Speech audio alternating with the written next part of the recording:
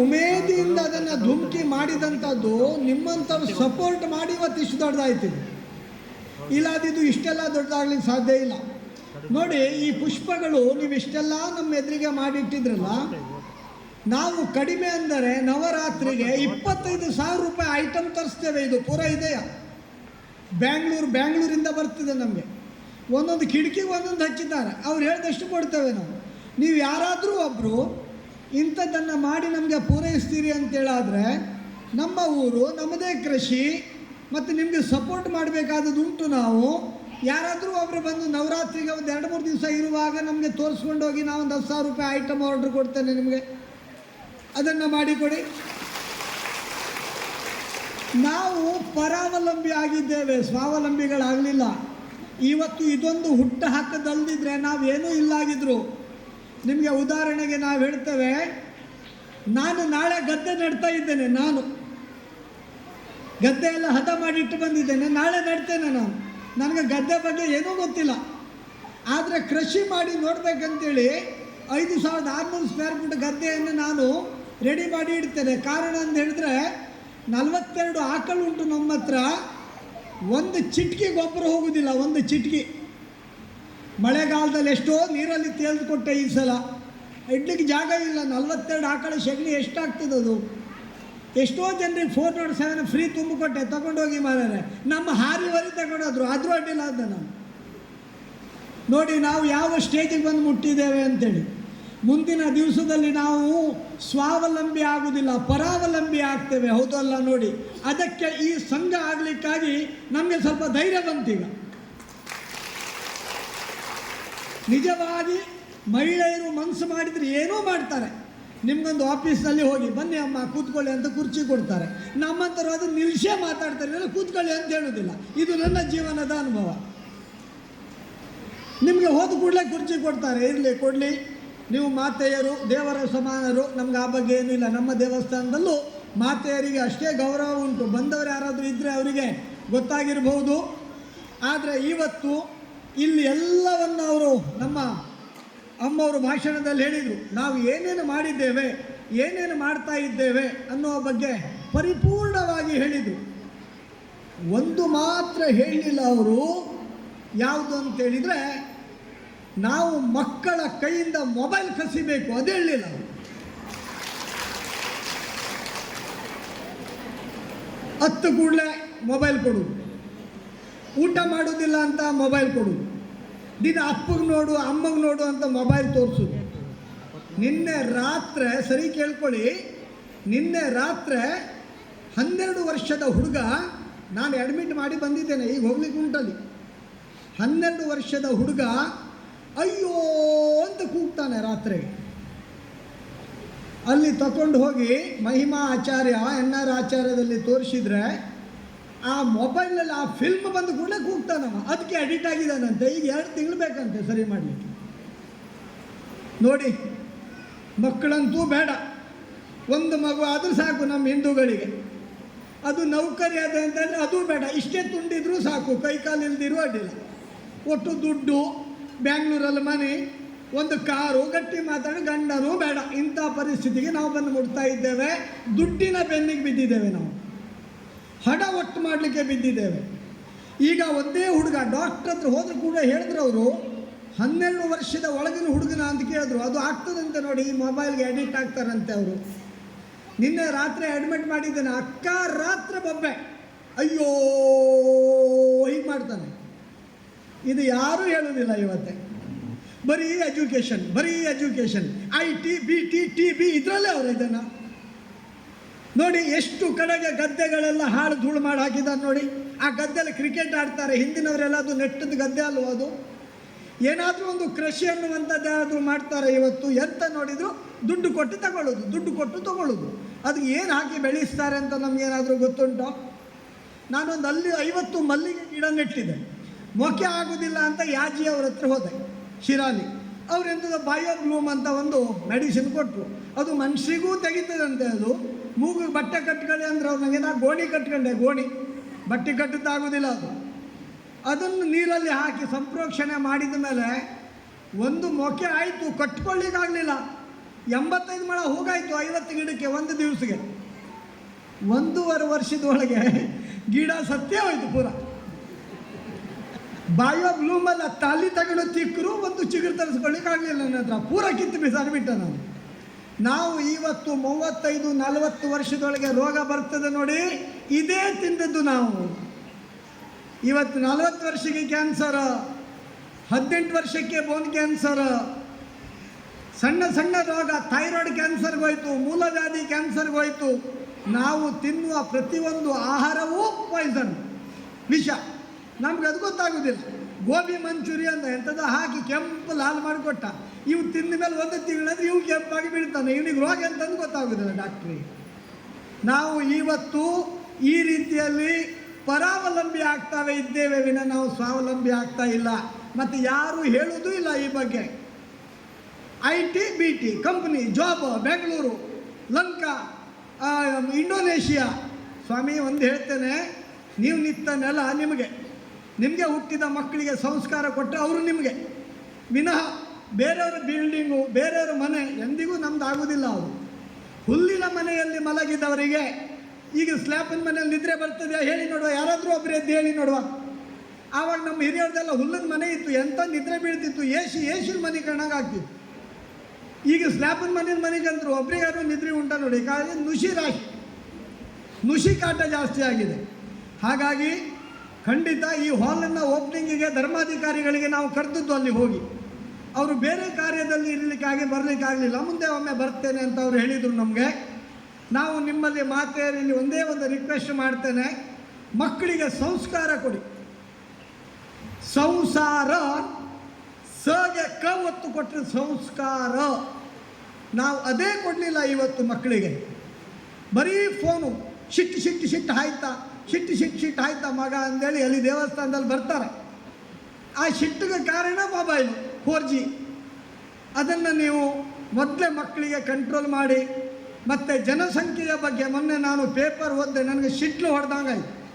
85 ಕೋಟಿ ಜನಸಂಖ್ಯೆ ಭಾರತದಲ್ಲಿ, 78 ಕೋಟಿಗೆ ಬಂದಿದ್ದೇವಂತೆ ನಾವು. ಕೇಳಿ, ಆಲೋಚನೆ ಮಾಡಿ. ಮತ್ತು 10 ವರ್ಷದಲ್ಲೇ 50 ಕೋಟಿ ಆಗ್ತಾರೋ ಇಲ್ವೋ ಗೊತ್ತಿಲ್ಲ.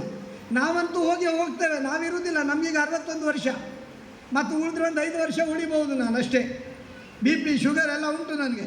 ಆದರೆ ಮುಂದಿನ ಜನ್ರೇಷನ್ ಹೇಗೆ ತೆಗಿಬೇಕು ಈ ದೇಶ, ಇದನ್ನು ನಾವು ಹೇಗೆ ಇಟ್ಕೊಳ್ಬೇಕು, ಇದನ್ನು ಜನರ ಆಲೋಚನೆ ಮಾಡಬೇಕಾದದುಂಟು. ನಾನೊಂದು ಸ್ಕೀಮ್ ಮಾಡಿದೆ ಮೊನ್ನೆ. ಆ ಸ್ಕೀಮ್ ಅಂತ ಅಂದರೆ, 2 ಮಕ್ಕಳು ಹುಟ್ಟಿ ಮತ್ತೇನಾದರೂ ನಾಗೇಕ್ಷೆಗೆ ಬಂದು ಹಂಗೊಂದು ಗಂಡು ಬೇಕು ಅಂತ ಹೇಳಿದ್ರೆ ಅವ್ರಿಗೆ ದೇವಿಯ ಅನುಗ್ರಹದಲ್ಲಿ ಪುನಃ ಹೆಣ್ಣಾದರೆ 10,000 ರೂಪಾಯಿ ಬಾಂಡ್ ನಮ್ಮ ಲೆಕ್ಕಕ್ಕೆ ಹೋಗಿ. 25 ಲಕ್ಷ ಇಟ್ಟಿದ್ದೇನೆ ನಾನು ದೇವ್ರ ಹೆಸರು ಮೇಲೆ. 10,000 ಆ ಹುಡುಗಿ ಆದರೆ, ಗಂಡಾದರೆ ಅವರೇ ಕೊಡ್ಬೇಕು ನಮ್ಗೆ 10,000 ಇರಲಿ. ಹೆಣ್ಣಾದರೆ 10,000 ನಮ್ಮ ಲೆಕ್ಕಕ್ಕೆ ಬಾಂಡ್. ಅದನ್ನು ಮಾಡಿದೆ. ಮೊನ್ನೆ ನವರಾತ್ರಿಗೆ 6 ಲಕ್ಷ ರೂಪಾಯಿ ಜವಳಿ ನಾನು ತರಿಸಿ ಪ್ರತಿಯೊಂದು ಮಹಿಳೆಯರಿಗೆ ಸೀರೆಯನ್ನು ವಿತರಣೆ ಮಾಡಬೇಕು ಅಂತ ದೇವಿ ಹೇಳಿತ್ತು. ಕಂಪ್ಲೀಟ್ ಆ ಕೆಲಸವನ್ನು ನಾವು ಮಾಡಿದ್ದೇವೆ. ಮೊನ್ನೆ ಹೋದ ನವರಾತ್ರಿ 50,000 ಜನ ಊಟ ಮಾಡಿದ್ದಾರೆ ಈ ಸಲ. ನಮ್ಮಲ್ಲಿ ಜಾತಿ ಪಾತಿ ಏನಿಲ್ಲ, ನಾನು ಕೂಡ ಅವರೊಟ್ಟಿಗೆ ಕೂತ್ಕೊಂಡು ಊಟ ಮಾಡೋದು. ಹಾಗಾಗಿ ನಾನು ಎಲ್ಲವನ್ನು ಬಿಟ್ಟು ಎಲ್ಲ ನಮ್ಮವರು ಅಂತ ನಾನು ತಿಳ್ಕೊಂಡಿದ್ದೆ. ನೀವು ನಮ್ಮೊಟ್ಟಿಗೆ ಇರಬೇಕು ಅಂತ ನಿಮ್ಮಲ್ಲಿ ಒಂದು ರಿಕ್ವೆಸ್ಟ್ ಮಾಡ್ತೇನೆ. ನಾನು ನಿಮ್ಮೊಟ್ಟಿಗೆ ಇರ್ತೇನೆ, ನೀವು ಆ ಬಗ್ಗೆ ಏನೂ ಟೆನ್ಷನ್ ಮಾಡೋದು ಬೇಡ. ಪ್ರತಿ ವರ್ಷ ಈ ಕಾರ್ಯಕ್ರಮ ನಮ್ಮ ಹಾಲಲ್ಲಿ ಮಾಡಿ, ನನಗೇನೂ ಕೊಡೋದು ಬೇಡ. ಪ್ರತಿ ವರ್ಷ ಮಾಡಿ, ನನಗೆ 10 ಪೈಸೆ ಕೊಡೋದು ಬೇಡ. ಆದರೆ ಧರ್ಮೋ ಜಯತು ನ ಧರ್ಮ, ಕ್ಷಮಾ ಜಯತು ನ ಕ್ರೋಧ, ವಿಷ್ಣುರ್ ಜಯತು ನ ಸುರಃ.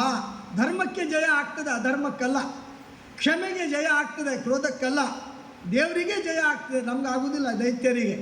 ಈ ಒಂದು ಉದ್ದೇಶದಿಂದ ನಾನು ಭಾಸ್ಕರ್ ನಾಯಕರಿಗೆ ಹೇಳಿದೆ, ತಗೊಳ್ಳಿ, ನಮ್ಗೆ ಎಂತ ಕೊಡೋದು ಬೇಡ, ಮಾಡಿ ನೀವು ಹಾಲಲ್ಲಿ ಧರ್ಮ ಸಂಗ್ರಹ ಮಾಡಿ, ಇದು ಮಾಡಿ.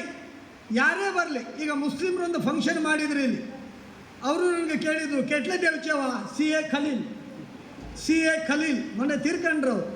ಕಾ ದೇವಚೆ ಪರ್ಬೋದು ಎಷ್ಟು ಕೊಡೋದು ಅಂತ ಕೇಳಿದ್ರು. ಮಗ ಕಾ ದೇವಚೆನಕ ಇಂಡಿಯಾಚೆ ತನಕ ಮೊಹಬ್ಬತ್ ರಲನ್ ಪೂಜೆ ಅಂದೆ ನಾನು. ನನಗೆಂತ ಕೊಡೋದು ಬೇಡ, ದೇಶಾಭಿಮಾನ ಅವ್ರಿಗೆ ಇದ್ರೆ ಸಾಕು, ನಾನು ಇಲ್ಲಿ ಕಲ್ಗಿಲು ಹೊಡೆದಿದ್ರೆ ಸಾಕು ಅಂದವನೇ ನಾನು. ವಿನ 10ನೇ ಪೈಸೆ ನಾನು ತಗೊಳ್ಳಿಲ್ಲ, ಗೊತ್ತಿರಲಿ. ಇಂಥ ದೈವತ್ವ ಕಾರ್ಯಕ್ರಮ ಪ್ರತಿ ವರ್ಷಕ್ಕಾಗ್ತದೆ, ನಾನು ತಗೊಳ್ತಾ ಇಲ್ಲ. ಈಗ ಮದುವೆಗೆ ಅಂತ ಹೇಳಿದ್ರೆ ನಮ್ಗೆ ತಗೊಳ್ದೆ ಉಪಾಯ ಇಲ್ಲ ಇಲ್ಲಿ, ಭಾಳ ಕಡಿಮೆ. ಇದರಲ್ಲಿ ಒಂದು ಫ್ಯಾನಿಗೆ ಅದಕ್ಕೆ 2.5 ಲಕ್ಷ ರೂಪಾಯಿ ಬಿತ್ತದಕ್ಕೆ. ಆ ಫ್ಯಾನ್ ಬೆಂಗಳೂರಿಂದ ಬಂದು ಫಿಟ್ ಮಾಡಿದಾರೋ, ಅದು ನಾವು ಫುಲ್ ಹಾಕಿದ್ರೆ ನೀವು ಹೊದ್ಕೊಳ್ಬೇಕು, ಅಷ್ಟು ಚಳಿ ಆಗ್ತದೆ. ಮತ್ತು ಇಲ್ಲಿ ದೀಪನ ಹೆಂಗೆ ಹೋಗ್ತದೆ, ಅದಕ್ಕೆ ನಾನು ಲಿಮಿಟ್ ಹಾಕ್ಲಿಕ್ಕೆ ಹೇಳಿದ್ದೇನೆ ಅವರಿಗೆ. ಇದೆಲ್ಲ ಜನರಿಗಾಗಿ ನಾವು ಮಾಡಿದ್ದು, ನನಗಾಗಿ ನಾನು ಏನೂ ಮಾಡಲಿಲ್ಲ.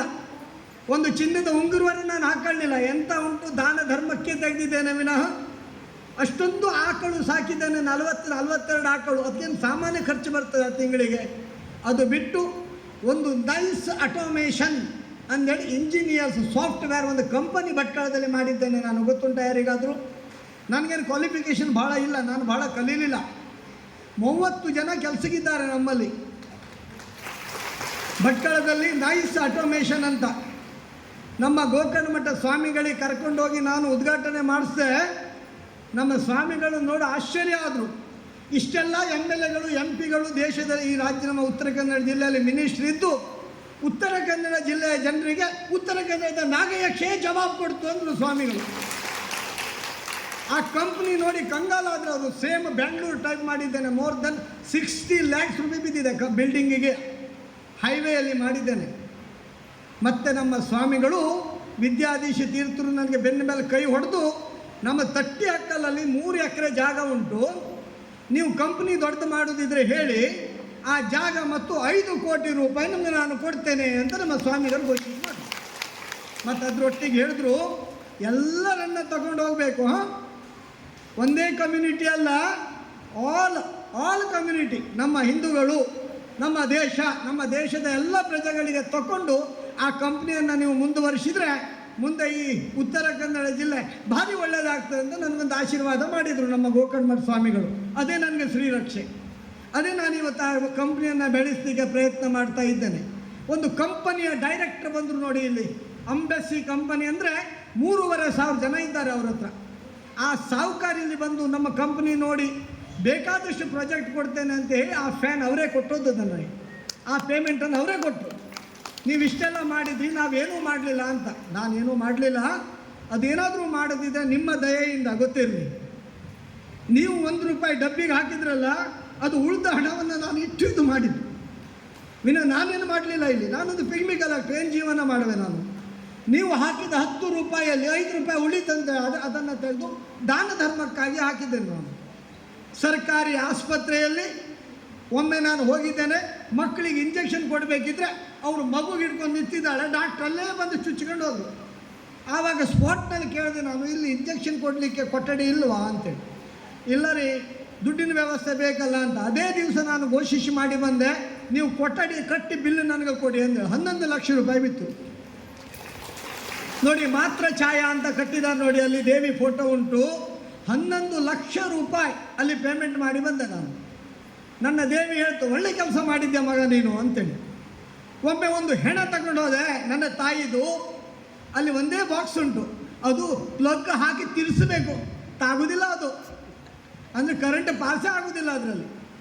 ಆವಾಗ ನಾವು ಹೊರಗೆ ಬರ್ತಾ ಹೊನ್ನಾವರದಿಂದ ಒಂದು ಬಾಡಿ ಬಂತು. ಅವ್ರು ಹೇಳಿದ್ರು, ನಮ್ಮದು ಆ ಫ್ರೀಜರೆಲ್ಲ ಫುಲ್ ಆಯ್ತಮ್ಮ, ಇದ್ದದ್ದೇ ಒಂದು ಮತ್ತೆ ಫುಲ್ ಆಗೋದಂಥದ್ದು, ನೀವು ಬೇರೆ ಕಡೆ ನೋಡಿ ಅಂತ. ಆವಾಗ ಅಲ್ಲಿ ಒಂದು ಹೆಂಗಸು ಹೇಳ್ತು, ಪಾಪಿ ಹೋದಲ್ಲಿ ಮೊಳಕಾಲು ನೀರು ನಮಗೆ ಇಲ್ಲಿ ಬಂದರೂ ನಮಗೆ ಏನೂ ಸಿಗಲಿಲ್ಲ, ಹೊನ್ನಾವರದಿಂದ ಇಲ್ಲಿ ಬಂದಿದ್ರು ಅಂತೇಳಿ. ತಕ್ಷಣ ನಾನು ಒಂದೇ ತಿಂಗಳ ಒಳಗೆ ಪಂಜಾಬ್ನಿಂದ 2 ಹೆಣ ಹಾಕುವ ಬಾಕ್ಸನ್ನು ತಂದು ಭಟ್ಕಳ ಗೌರ್ಮೆಂಟ್ ಹಾಸ್ಪಿಟ್ಲಿಗೆ ಕೊಟ್ಟಿದ್ದೇನೆ. 1,68,000 2 ಬಾಕ್ಸಿಗೆ. ಮತ್ತು ಪ್ರತಿ ವರ್ಷಕ್ಕೆ 1 ಲಕ್ಷ ರೂಪಾಯಿ ಮೆಡಿಸಿನ್ ನಾನಲ್ಲಿ ಘೋಷಿಸಿ ಮಾಡಿದ್ದೇನೆ. ಬಡವರಿಗೆ ಕೊಡಿ, ಯಾರೇ ಬರಲಿ ಕೊಡಿ ಅವರಿಗೆ ಅಂತೇಳಿ, ಯಾರಿಗೂ ಬರೆದು ಕೊಡಬೇಡಿ ಹೊರಗೆ ಅಂತೇಳಿದ್ದೇನೆ. ಸುಧೀಂದ್ರ ಕಾಲೇಜ್ನಲ್ಲಿ ಒಂದು ಬಿಲ್ಡಿಂಗ್ ಕಟ್ಟಿದ್ದೇನೆ. ಅಲ್ಲೂ ಸದ್ಗುರು ಶ್ರೀಧರ ಸ್ವಾಮಿ ಸಭಾಭವನ್ ಅಂತೇಳಿ ಅಲ್ಲೂ ಕೂಡ 11 ಲಕ್ಷ ಪೇಮೆಂಟ್ ಮಾಡಿ ಅಲ್ಲೊಂದು ಓಪನಿಂಗ್ ಮಾಡಿಕೊಟ್ಟಿದ್ದೇನೆ. ಈಗ ನನ್ನ ಕೊನೆಯ ಕಾರ್ಯಕ್ರಮ ಅಂದರೆ ಕುಮಟಾದಲ್ಲಿ, ಕುಮಟಾ ಬಗ್ಗೋಣ ಕ್ರಾಸ್ನಲ್ಲಿ ಕೊಂಕಣ ಎಜುಕೇಷನ್ ಅಂತ ಒಂದು ಸ್ಕೂಲ್ ಉಂಟು. ಅಲ್ಲಿ ಆಲ್ ಕಮ್ಯುನಿಟಿಯವರು ಬರ್ತಾರೆ. ಅಲ್ಲಿ 20 ಲಕ್ಷ ಘೋಷಿಸಿ ಮಾಡಿದ್ದೇನೆ. ಅಲ್ಲೊಂದು ಬಿಲ್ಡಿಂಗ್ ಕಟ್ಟಿ ಕೊಡ್ತೇನೆ ನಾನು. ಇದು ನನ್ನ ಕೊನೆಯ ಕಾರ್ಯಕ್ರಮ ಅಂತ ನಾನು ಮನಸ್ಸಲ್ಲಿ ಹೇಳ್ಕೊಂಡಿದ್ದೇನೆ. ಹಾಗಾಗಿ ನಿಮ್ಮಲ್ಲಿ ಒಂದೇ ಒಂದು ರಿಕ್ವೆಸ್ಟ್, ನನಗೆ ಸಮಯದ ಅಭಾವ, ನಿಮ್ಮಲ್ಲಿ ಒಂದೇ ಒಂದು ನಾನು ಪ್ರಾರ್ಥನೆ ಮಾಡುವುದಂದರೆ, ಮಕ್ಕಳಿಗೆ ಸಂಸ್ಕಾರ ಕೊಡಿ, ದೇಶಾಭಿಮಾನ ಕೊಡಿ. ಒಂದೇ ಸಾಕು. ಯಾವ ಸಾಕ್ತಾ ಈ ಅತ್ತಿದ್ದೀರೆಲ್ಲ ಜಗಲಿ ಮೇಲೆ ಕೂತಲ್ಲಿ ಇಂಥದ್ದೇ ಬಾಂಬ್ ಹಾಕೋದು. ಈ ಅತ್ತಿದ್ದೀರು ನನ್ನ ಅಮ್ಮನೂ ಬಂತದ್ರಾಗೆ ಸಾಕಲ್ಲ ಹೇಳು ಎಂತ ಮಾತ್ರ ಹೇಳೋದು ಹೀಗೆ ಹೇಳಿ ದಾರಿ ತಪ್ಪಿಸ್ತಾ ಇದ್ದಾರೆ. ಆದರೆ ಹುಟ್ಟಿದ ಮಕ್ಕಳು 4ರಲ್ಲಿ ಒಬ್ಬ ಹಾಳಾದರೆ ಮನೆ ಹೆಸರು ಹಾಳಾಯಿತು. ಅದೇ ಒಬ್ಬನೇ ಹುಟ್ಟಿದವನೇ ಹಾಳಾದರೆ ಕುಲ ನಾಶ ಆಯಿತು. ಅದಕ್ಕೆ ತುಳುದಲ್ಲಿ ಒಂದು ಆದ್ಗತೆ ಉಂಟು, ಜಿನಸ್ ಕೆಟ್ಟಾಂಡ ದಿನ ಕೆಟ್ಟಾಂಡ ಬುಡದಿ ಕೆಟ್ಟಾಂಡ ಜನ್ಮ ಕೆಟ್ಟಾಂಡ. ಅಡಿಗೆ ಹಾಳಾಯಿತು, ದಿವಸ ಹಾಳಾಯಿತು, ಹೆಂಡತಿ ಹಾಳಾಯಿತು, ಜನ್ಮ ಹಾಳಾಯಿತು ಅಂತೇಳಿ ಇದನ್ನು ತುಳುದಲ್ಲಿ ಒಂದು ಕಡೆಗೆ ಉದ್ಗಾರ ಮಾಡಿದ್ದಾರೆ. ಹಾಗಾಗಿ ನಮ್ಮ ಧರ್ಮಸ್ಥಳ ಹೆಗ್ಗಡೆ ಅವ್ರ ಫ್ಯಾಮಿಲಿ ಒಟ್ಟಿಗೆ ನಾವೆಲ್ಲ ನಿಲ್ಲುವ. ನಿಮ್ಮೊಟ್ಟಿಗೂ ನಾನು ನಿಲ್ತೇನೆ. 10 ರೂಪಾಯಿ ಕಿಶಲಿದ್ದರೆ ನಾನು 1 ರೂಪಾಯಿ ಇಟ್ಕೊಂಡು 9 ರೂಪಾಯಿ ನಿಮ್ಮ ಸಂಸ್ಥೆಗೆ ಸಂಘಕ್ಕೆ ದಾನ ಮಾಡ್ತೇನೆ, ಖಂಡಿತ ಮಾಡ್ತೇನೆ. ಮತ್ತು ಇದನ್ನು ನೀವು ಚೆನ್ನಾಗಿ ಬೆಳೆಸಬೇಕು. ಪಾಕಿಸ್ತಾನದಿಂದ ಉಳ್ಳಾಗಡ್ಡಿ, ನಿಮ್ಮ ಆಸ್ಟ್ರೇಲಿಯಾದಿಂದ ಬೆಳ್ಳುಳ್ಳಿ ತಂದು ತಿಂಬುದು ಬೇಡ. ನಾವು ನಮ್ಮ ದೇಶದಲ್ಲೇ ನಾವು ಮಾಡ್ಕೊಂಡು ತಿನ್ನುವ. ನಿಮಗೆಲ್ಲ ಥರದಲ್ಲಿ ಸಹಾಯ ಹೆಗ್ಡೆಯವರಷ್ಟೇ ಅಲ್ಲ, ನಮ್ಮಿಂದ ಆದ ಸಹಾಯವನ್ನು ನಾವು ಮಾಡ್ತೇವೆ. ಮತ್ತು ಈ ಸಂಸ್ಥೆಯನ್ನು ನೀವು ಮುಂದೆ ಚೆನ್ನಾಗಿ ನಡೆಸಬೇಕು. ಮತ್ತು ನಾನು ಹೇಳಿದ್ದನ್ನು ಎಲ್ಲರೂ ಪಾಲನೆ ಮಾಡಬೇಕು. ಮಕ್ಕಳ ಕೈಯಿಂದ ಫೋನ್ ತೆಗಿಬೇಕು ಅಂತ ಹೇಳ್ತಾ ನನ್ನ 2 ಮಾತನ್ನು ಮುಗಿಸ್ತೇನೆ. ನನಗೆ ಮುಂದಿನ ಅವಕಾಶ ಕೊಡಿ.